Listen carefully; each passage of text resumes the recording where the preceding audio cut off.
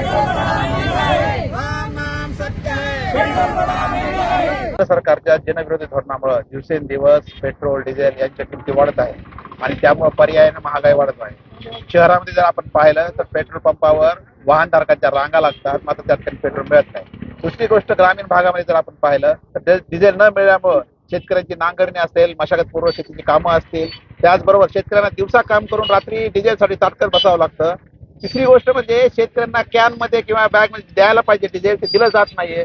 एकंदरीत या सरकारचा निषेध करण्यासाठी आज आम्ही सगळे सामाजिक कार्यकर्ते यांनी छत्रपती शिवाजी महाराज चौक ते जिल्हाधिकारी कार्यालयात दुचाकी वाहनाची अंत्ययात्रा काढली आहे। कारण भविष्य काळामध्ये या वाहनांना जर डिझेल किंवा पेट्रोल जर मिळालं नाही तर याचा काय उपयोग आहे। त्यामुळे आमची अशी मागणी आहे की केंद्र सरकारनं आणि राज्य सरकारनं इंधन पुरवठा सुरळीत करण्यात यावा आणि ते वाढते दर जे आहेत आणि त्याच्यामुळे महागाई वाढते ती कमी करण्यात यावी, अशी आमची मागणी आहे।